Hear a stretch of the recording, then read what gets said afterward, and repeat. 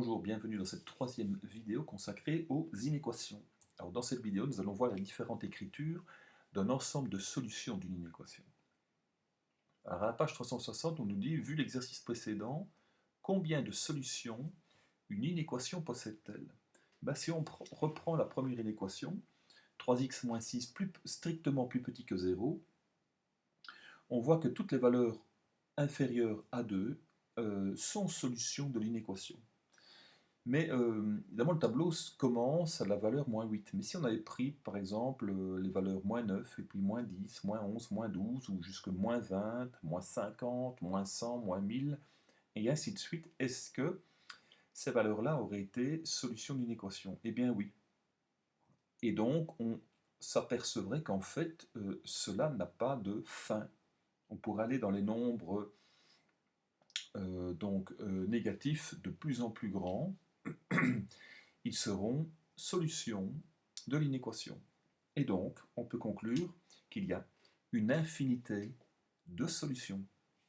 Alors forcément, il est impossible de citer tous les nombres qui sont solutions des inéquations précédentes. C'est impossible. Il va donc falloir utiliser trois écritures qui permettent de citer l'ensemble de ces solutions. Ces écritures-là, tu en as déjà rencontré certaines d'entre elles dans le chapitre 4, approche graphique d'une fonction. Et oui, on va les revoir dans le chapitre sur les inéquations. Alors, on va illustrer cela avec la première inéquation de l'exercice précédent, donc 3x moins 6 plus petit que 0. Et donc, on a une colonne inégalité, colonne droite graduée, donc voilà, ça doit te dire quelque chose, et intervalle. Là, de nouveau, donc ces deux choses-là, évidemment, on les a utilisées dans l'approche graphique d'une fonction.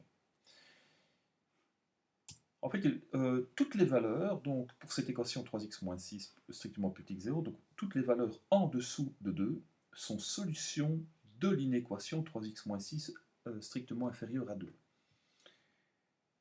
Et donc, si elles sont en dessous de 2, donc elles sont strictement inférieures à 2. Et donc, on écrit ça de cette façon-ci.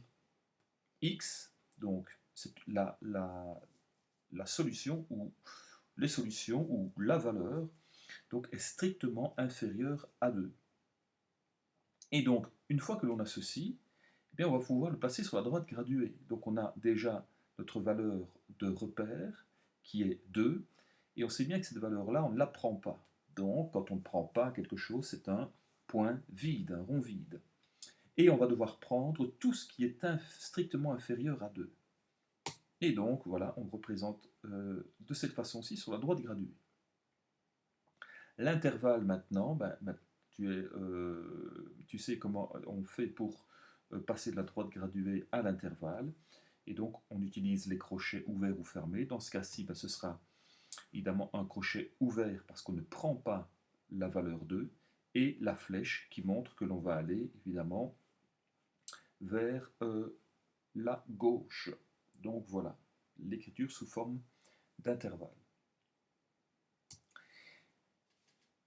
Si on venait à changer le signe de comparaison, donc plutôt que d'avoir strictement inférieur à, si on avait strictement supérieur, ainsi que plus petit ou égal ou plus grand ou égal, comment fait-on? Bien, donc ici c'est exactement le même principe. Donc lorsque c'est strictement supérieur à 2, donc on va toujours mettre la valeur de référence qui est 2, voilà. Et on met évidemment un point vide, puisqu'on ne prend pas la valeur 2, et on va évidemment aller vers la droite à l'infini. Voilà, comme ceci.